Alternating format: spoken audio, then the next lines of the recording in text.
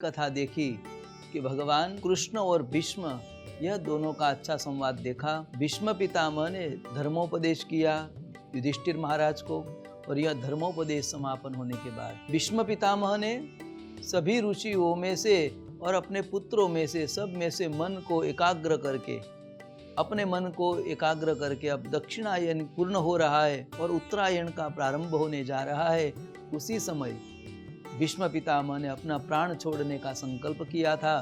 तो उत्तरायण जब नजदीक आ रहा है उस समय में भीष्म पितामह प्राण त्याग करेंगे। ये बहुत समझने की बात है। बहुत से महात्माओं, गीता में भी कहा गया है कि उत्तरायण में जो व्यक्ति देह छोड़ता है उस व्यक्ति भगवान के धाम को प्राप्त करता है। तो हमारे अंदर भी ये विडंबना होती है कि उत्तरायण तो 6 महीने का होता है, दक्षिणायन भी 6 महीने का होता है।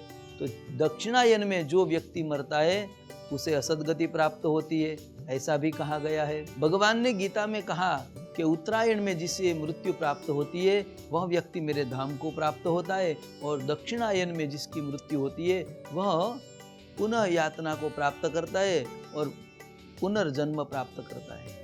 तो यहाँ पे उत्तरायण और दक्षिणायन का जो भाव बताया है उसे थोड़ा स्पष्टता पूर्वक समझे, क्योंकि उत्तरायण में तो जाते उसे स्वर्ग मिलता है, भगवान का धाम मिलता है, परंतु दक्षिणायन में जो जाते हैं उसे नरक प्राप्त होता है। यह बात सत्य है या फिर उसमें कुछ मनोमंथन करने की आवश्यकता है?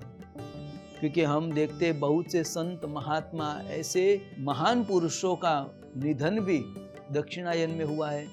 तो क्या वो लोग नरक में हुए या फिर उसको पुनर्जन्म प्राप्त करना पड़ेगा? नहीं, ऐसा नहीं।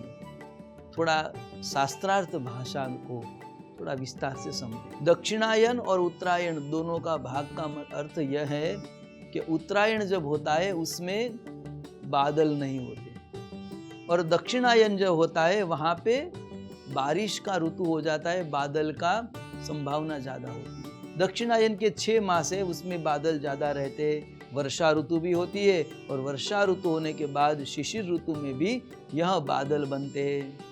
तो बादल का अर्थ क्या है? तो कहते आत्मा, बादल मानी वासना है, जिसकी वासना पूर्ण हो गई वह उत्तरायण हो गया। आकाश स्वच्छ मिलता है उत्तरायण में, तो उसे आकाश स्वच्छ माने कोई वासना नहीं हो उसे उत्तरायण कहते हैं। और जिस व्यक्ति की मृत्यु की अंतिम अवस्था में दक्षिणायन रूपी बादल, जिसके वासना के बादल जिसके ऊपर घेरे हुए हैं, उसे कहीं ना कहीं पुनर्जन्म लेना पड़ता है, और वह पुनर्जन्म लेने के बाद ही वह उसकी उत्तम गति प्राप्त करने के लिए योग्य कर्म कर सकता है। इसलिए यहाँ पे दक्षिणायन और उत्तरायण में 2 पदार्थ बताए, 2 कारण बताए हैं कि जो यह कारण है बादल मानी और कुछ नहीं है, बादल मानी वासना, और वासना में जो एकाग्र हो गया, वासना में जो लग गया, उस व्यक्ति का पुनर्जन्म निश्चित है। इसलिए भगवान शंकराचार्य ने भी गाया है, अंगम गलितम पलितम मुंडम दशन विहीनम जातम तुंडम वृद्धो याति गृहीत्वा दंडम तदपि न मुंचति त्याशा पिंडम। आशा जो है ना वो छूटती नहीं है, और आशा नहीं छूटती उसके कारण कहीं ना कहीं वह आशा ही वासना का रूप धारण करती है, और वही वासना पुनर्जन्म का कारण बनती है। वृद्धत्व प्राप्त हो गया, अंतिम अवस्था प्राप्त हो गई, और उस समय में यदि प्रभु का स्मरण नहीं हुआ, यदि अपनी वासना के बादल नहीं हटे, तो कहीं ना कहीं पुनर्जन्म की घटना बन सकती है। इसलिए यहाँ भीष्म पितामह के अंदर सभी प्रकार की वासना मुक्त हो गई थी। अब मन एकाग्र हो गया था, और मन एकाग्र क्योंकि अंतिम इच्छा भीष्म पितामह की थी कि हस्तिनापुर की गादी है वो सुरक्षित हाथ में जाए, दुर्योधन के हाथ में थी तब तक उसे उद्वेग था, वासना थी कि कोई अच्छा धर्मनिष्ठ राजा इस गद्दी पे बैठे, ऐसी कामना थी, ऐसी इच्छा थी। वह भी युधिष्ठिर महाराज के बैठने से वह इच्छा भी पूर्ण हो गई।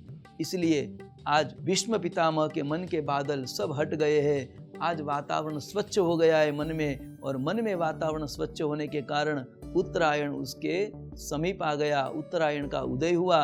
और उत्तरायण जब समीप आई, उत्तरायण का जब प्रारंभ होने जा रहा था, उसी समय भीष्म पितामह ने परमात्मा की स्तुति की। परमात्मा के सामने जो प्रभु खड़े थे उस प्रभु की स्तुति की।